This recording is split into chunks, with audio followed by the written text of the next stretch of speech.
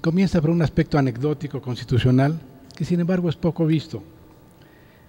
Si bien México fue tomado por la corona española desde la conquista en 1521, principalmente como una fuente de riquezas por sus recursos naturales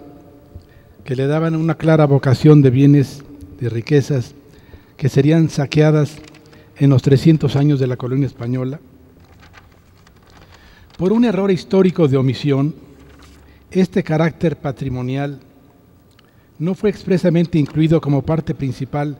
del proyecto nacional de los documentos cruciales desde los sentimientos de la Nación de Morelos de 1813, como de las constituciones de 14, 24 y 1857. Tal vez porque a partir de que México se estableció como nación en 1821, al culminar su independencia,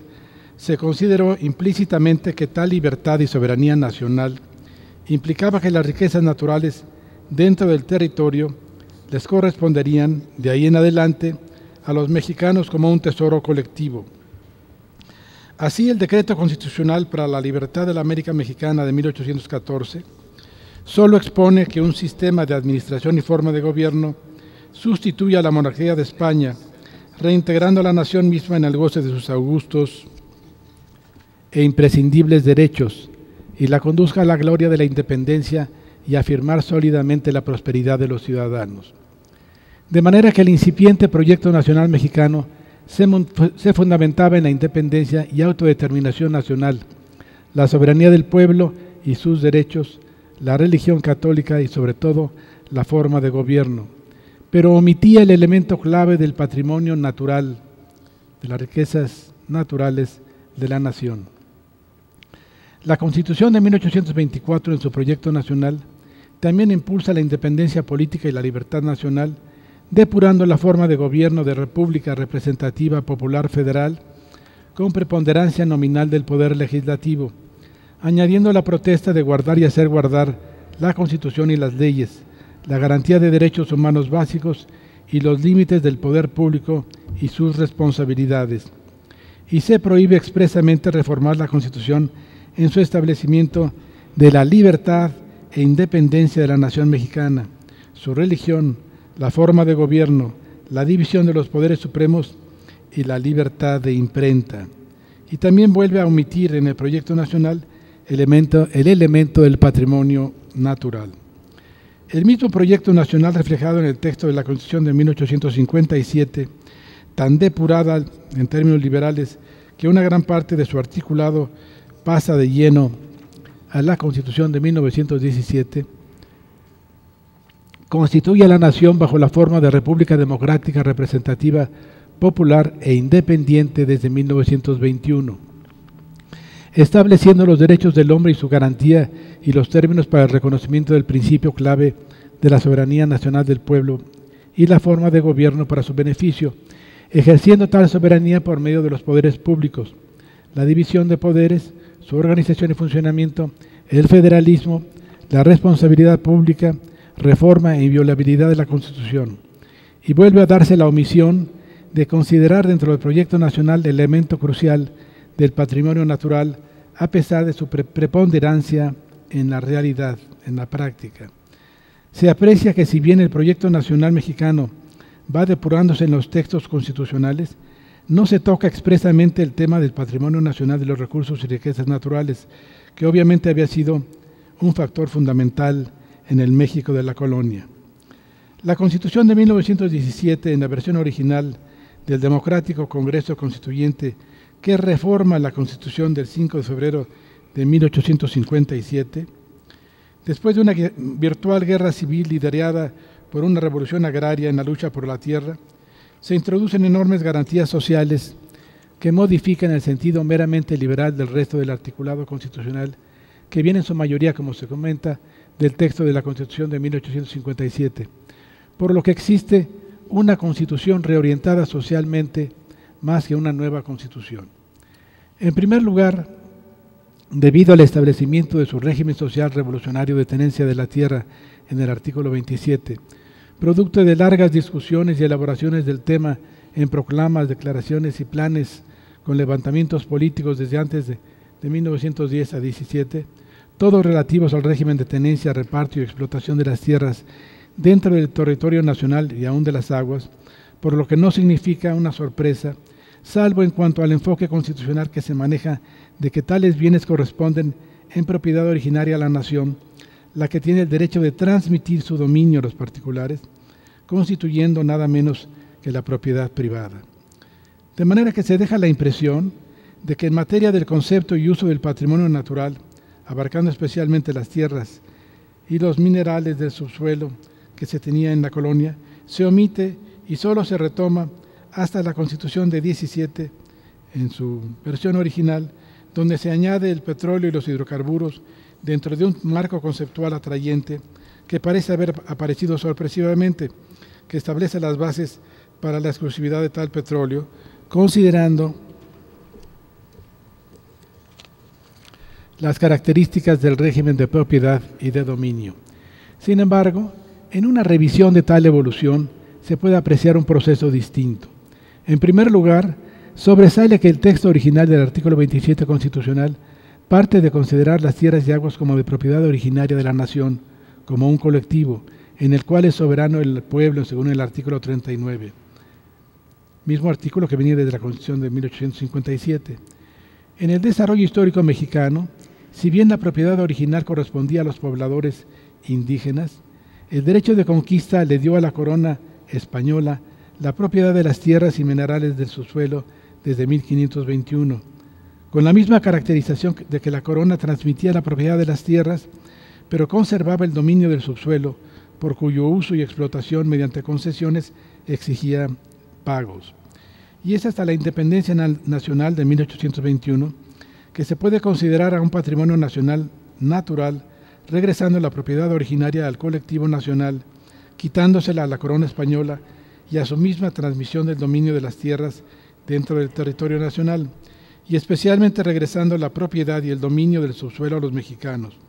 de tal forma que la independencia traía consigo de manera natural la sustitución de los atributos de la corona española que tomaba para sí la nación mexicana como el pueblo nacional.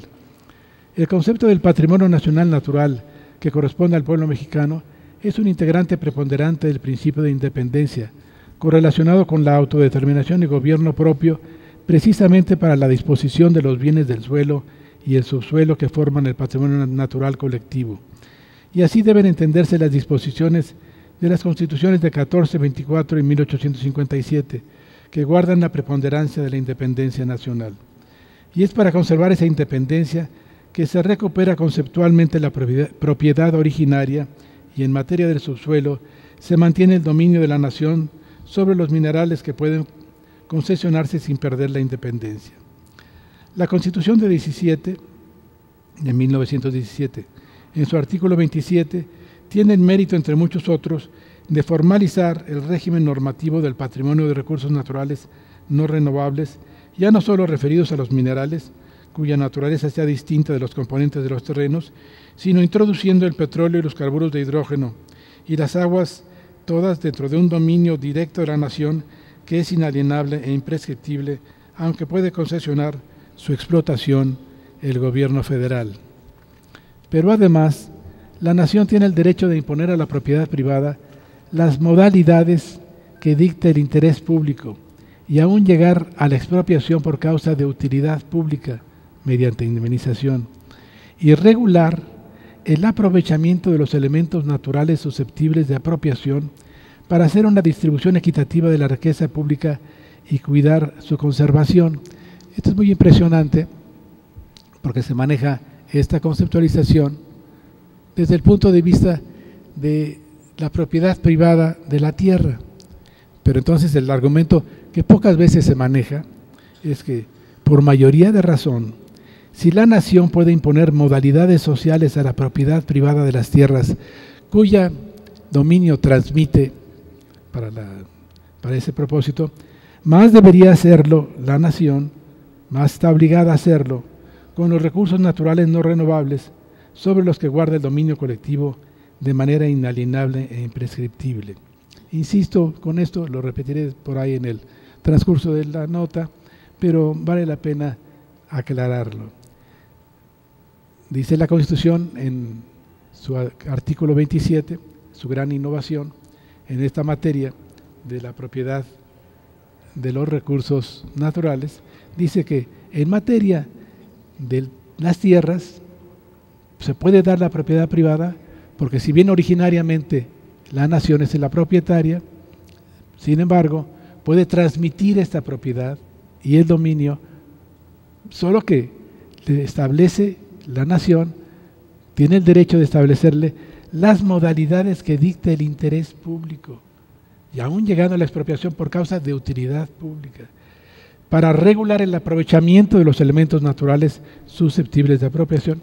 para hacer una distribución equitativa de la riqueza pública y cuidar su conservación. Esto lo puede hacer con la propiedad privada. Pues, ¿qué debe de hacer con la propiedad pública? Debe hacer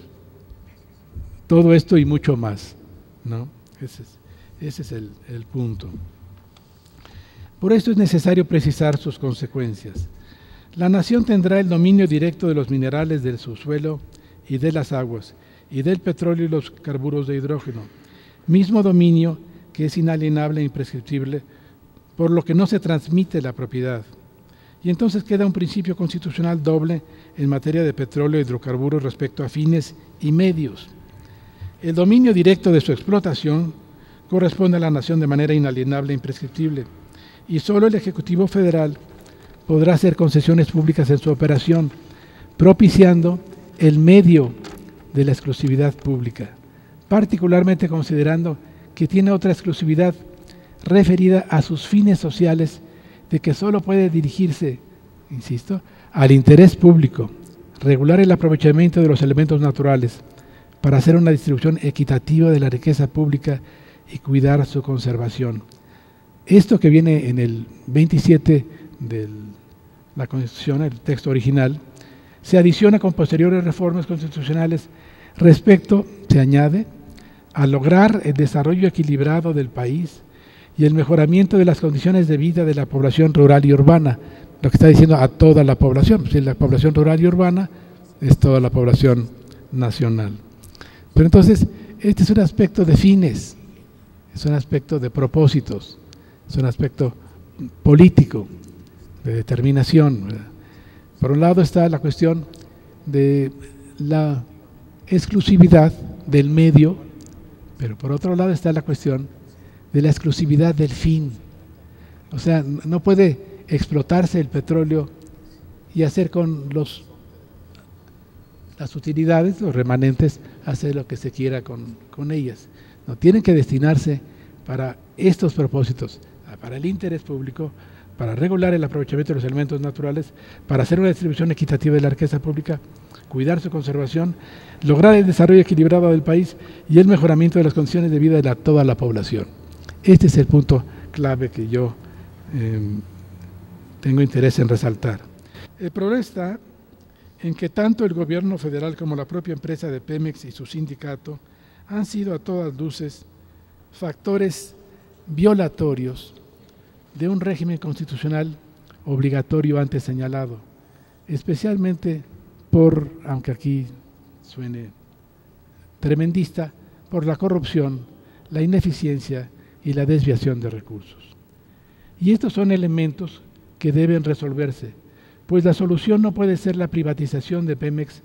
porque los inversionistas, particularmente los extranjeros, cobrarán demasiado, y por eso han estado tan interesados por participar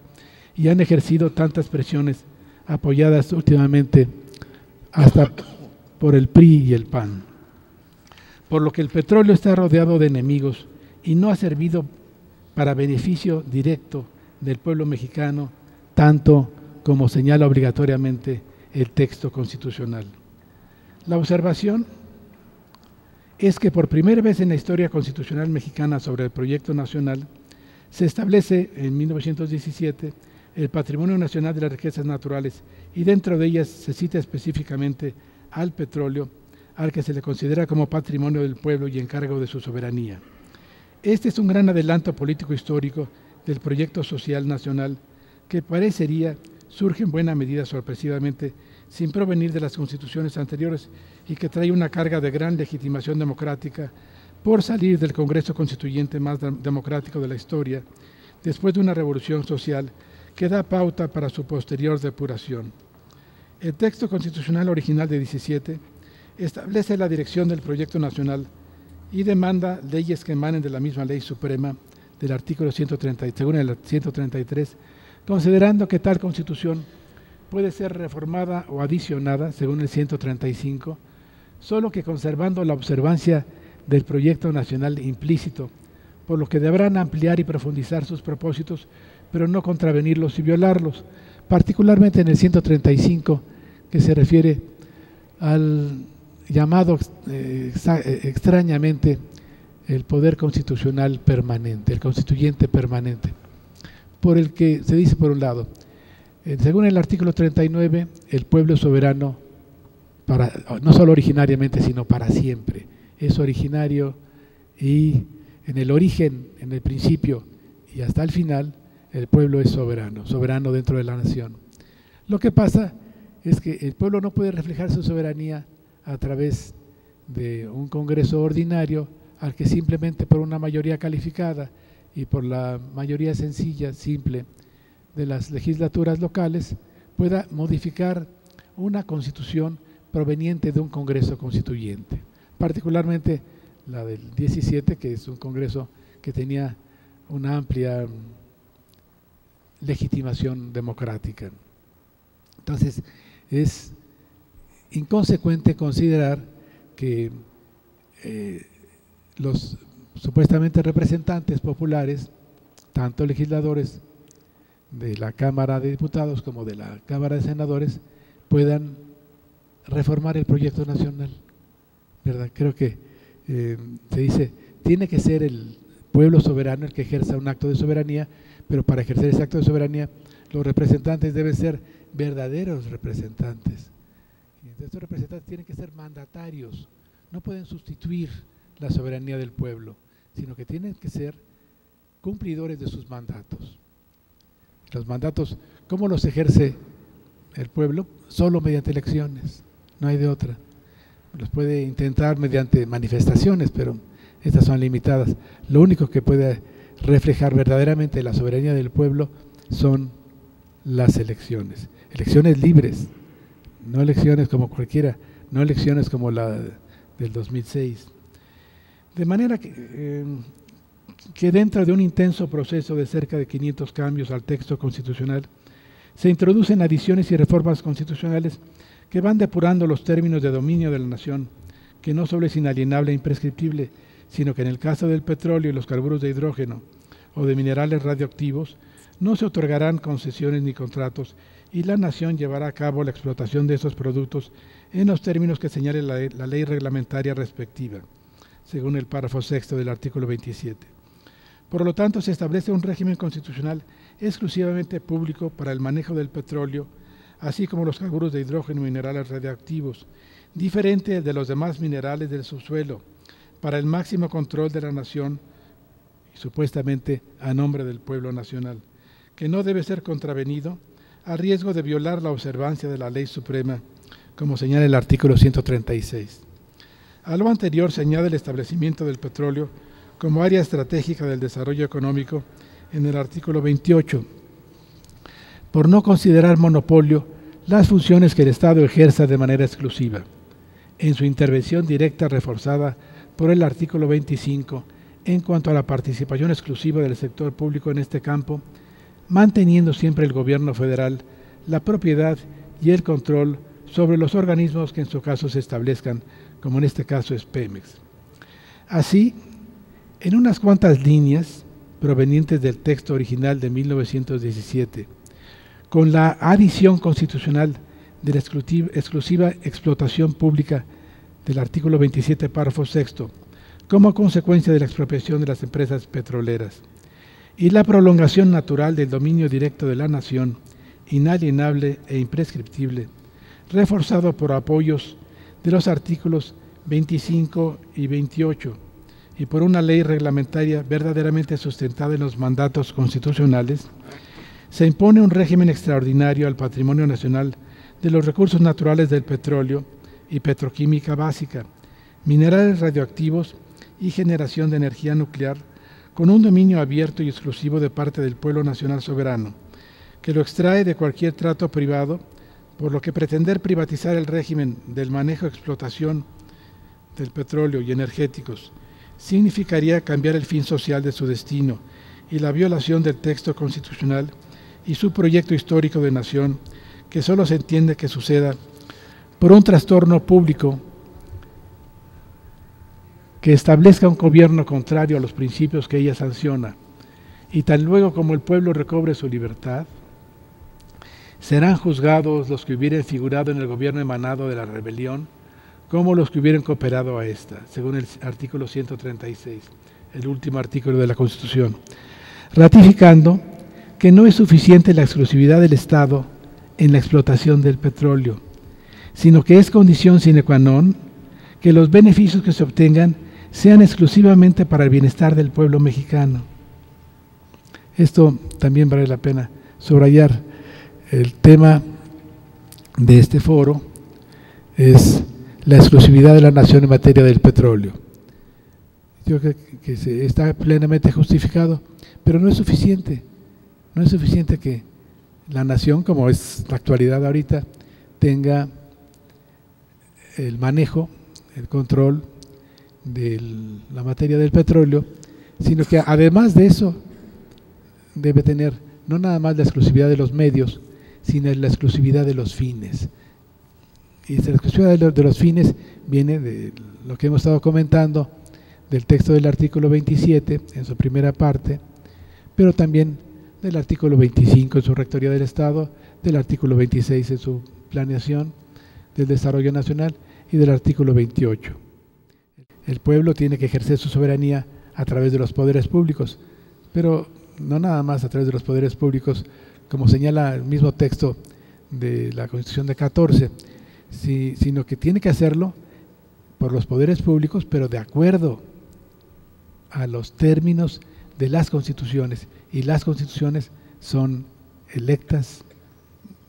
originalmente de manera legítima por los congresos constituyentes. Cuando viene este otro sistema del 135, de que puede ser a través de los legisladores,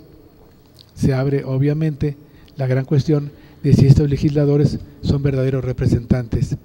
de la voluntad general del pueblo y no son sustitutivos, no son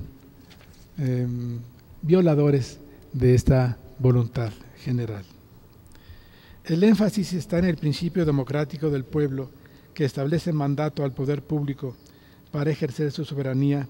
sobre el patrimonio colectivo de tierras, aguas, subsuelo, petróleo y energéticos, dentro de la autodeterminación como entidad independiente, mas no del gobierno que se dice representante del pueblo, sin siquiera consultarlo e incluirlo en la toma de decisiones nacionales que por esencia corresponden a la soberanía popular, subrayando que México ha sido un país petrolero por más de 80 años,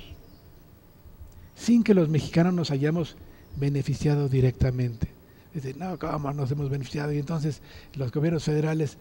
¿qué han hecho con los recursos? ¿No nos han beneficiado los mexicanos? Lo que pasa es que cuando se tiene un intermediario, un gobierno que traduce ingresos petroleros, monetarios, financieros, los traduce en bienes y servicios, pues el gobierno mexicano, nuestra experiencia ha sido que el gobierno es de gran ineficiencia y de gran ha permitido desviación grave de recursos sociales, de recursos públicos, de recursos colectivos. Entonces nos han salido muy caros los servicios, muy caros las prestaciones, muy caros los bienes que nos ha dado el gobierno mexicano. Pero entonces es el gobierno mexicano, los gobiernos mexicanos, los gobiernos federales, pero también obviamente los gobiernos locales, los que han sido un instrumento, un medio inadecuado, insuficiente, injustificable. Entonces, hubiera, como a veces se dice, hubiera sido mucho mejor para los mexicanos que hubiéramos recibido una renta de los ingresos que tiene Pemex y que hiciéramos con los mexicanos lo que quisiéramos con nosotros, con los servicios, los pagáramos, los hiciéramos, produjéramos, los compráramos como se quisiera. Pero tiene mucho de cierto. Si bien se dice que el beneficio debe ser directamente para los mexicanos, en un país petrolero como el que hemos sido, esto no se ha reflejado en la realidad, ¿no? Deberíamos ser un país con un pueblo rico, un país que tiene una riqueza natural tan importante como la misma que nos comentó ahorita Raúl, ¿verdad? Esta cifra espeluznante, ¿verdad?, de 75 mil millones de dólares anuales. Bueno, pues, ¿qué estamos hablando, no? Estamos hablando de una riqueza extraordinaria. ¿Y hemos sido beneficiados nosotros con esta? Sí, por supuesto. Por eso es el petróleo de los mexicanos. Pues no ha sido así, ¿verdad? No ha sido así, lo que demuestra que no es verídica esa afirmación. A partir del texto original de la Constitución de 17 y sus adiciones, se enriquecen grandemente los términos del proyecto nacional, tanto por el régimen de inclusión del patrimonio nacional de los recursos naturales del territorio nacional, resaltando el caso del petróleo, como del régimen agrario con la redistribución de las tierras de cultivo y la responsabilidad del Estado del bienestar de la población campesina, según el artículo 27, fracción 20. Es impresionante esta disposición de la fracción 20 del artículo 27. El Estado tiene la obligación de garantizar el estado de bienestar de la población campesina, ni más ni menos, ¿verdad? Obviamente, vemos a los pobres campesinos con su, pues, en realidad la tragedia de sus vidas y cómo se van de braceros y cómo luchan en el extranjero. En fin, es obvio que el Estado mexicano, el gobierno, los gobiernos no han estado ni siquiera lejos de haber garantizado este bienestar de la población campesina. A esto se añade el régimen de protección laboral del artículo 123 y que se establece con gran solidez y detalle en el texto original de 17 y se planta en el artículo 3 el esquema inicial del régimen de la educación con la impartición gratuita de la primaria por las escuelas oficiales. Esta redacción del artículo 3 en el texto original de 17, a pesar de lo importante que establece como posibilidades futuras, o como obligaciones de impartición gratuita de la primaria, por lo menos en las escuelas oficiales, después se convierte el artículo 3 en un gran artículo, como lo tenemos a la fecha, por lo que el artículo 27 tiene dos grandes aportaciones colectivas sociales. Una es en general el patrimonio nacional, incluyendo tierras, aguas, subsuelo, petróleo, energéticos, y después se añade aquí la electricidad. Este es uno de los grandes puntales. Pero en el 27 también está la otra parte, que es la que llevó a cabo, la que dio la punta de lanza para la Revolución Mexicana, como fue la cuestión agraria. Estos son dos puntales en el 27 que son muy novedosos y que redirigen el proyecto nacional. La reforma del proyecto social nacional, que en vez de continuar y adelantar sus propósitos sociales, como es lo que se quiere ahorita, sus propósitos democráticos, y que busque dar prioridad al interés del capital privado, significará, sin duda, una regresión contrarrevolucionaria, violatoria de la Constitución, que va en perjuicio de las grandes mayorías del pueblo, de la soberanía de la voluntad general y del bienestar colectivo. Pero si Salinas pudo hacerlo impunemente en materia agraria, la nueva reacción del PAN y del PRI podrían reformar la Constitución, de acuerdo al artículo 135, en contra del proyecto nacional legítimamente democrático. Por lo que es indispensable impedir y convocar a un Congreso Constituyente que permita expresar la voluntad general para el bienestar general y rechazar la reforma que pudiera darse por el artículo 135, en que los supuestos actuales representantes del pueblo decidan apropiarse una vez más de su soberanía sin siquiera considerarlo. Para terminar, se insiste en que las condiciones sine qua non del régimen constitucional mexicano vigente son, en primer lugar, la exclusividad de la finalidad para que la explotación y administración del petróleo sea para favorecer directamente el bienestar de todo el pueblo mexicano, según los artículos 39, 25, 26, 27 y 28. En segundo lugar, la exclusividad pública de los medios en materia del petróleo, artículos 25, 27 y 28, pues si los medios fueran privados, actuarían en su beneficio y no en el beneficio del pueblo. Pues esto es elemental, ¿no? En tercer lugar, se requiere que los medios públicos del Ejecutivo Federal y del Legislativo Federal, y Pemex y su sindicato, acaten los mandatos constitucionales antes citados, rompiendo el tradicional círculo de desvío de recursos sociales, cuando en el ejercicio de sus funciones incurran en actos u omisiones que redunden en perjuicio de los intereses públicos fundamentales o su buen despacho, según el artículo 109, fracción primera de la Constitución, y el artículo 7 de la Ley Federal de Responsabilidades de los Servidores Públicos. De esta manera, resolviendo el problema de legalidad, constitucionalidad, pero en general de cumplimiento de la legalidad. En cuarto lugar, se requiere de mecanismos de transparencia en el manejo de recursos, rendición de cuentas, evaluación de resultados, control de responsabilidades y control de constitucionalidad, según los artículos 74, del 108 al 114, el 134. Se trata de resolver el problema de la corrupción y eficiencia. En quinto lugar, se requiere para lo anterior que el pueblo pueda ejercer su soberanía nacional a través de los poderes públicos que se instituyen para beneficio del pueblo, según los artículos 39 y 41. Y para ello que las elecciones sean libres y auténticas y que los representantes elegidos, ya lo hemos comentado, verdaderamente faciliten la expresión de la voluntad general para el beneficio del pueblo, recordándoles que es virtualmente imposible que los electores mexicanos en el año y la elección del 2006, en su gran mayoría personas de escasos recursos, como es nuestra distribución de la población, estén de acuerdo con la privatización del petróleo, lo que abiertamente va en contra de su propio beneficio y del bienestar colectivo, porque supuestamente son riquezas del pueblo. Yo no puedo creer que a pesar de que los mexicanos hayan votado, en mayoría aparentemente, por el PAN, que también hayan votado implícitamente porque el PAN privatice el petróleo mexicano, privatice las riquezas naturales. Creo que ese es verdaderamente llegar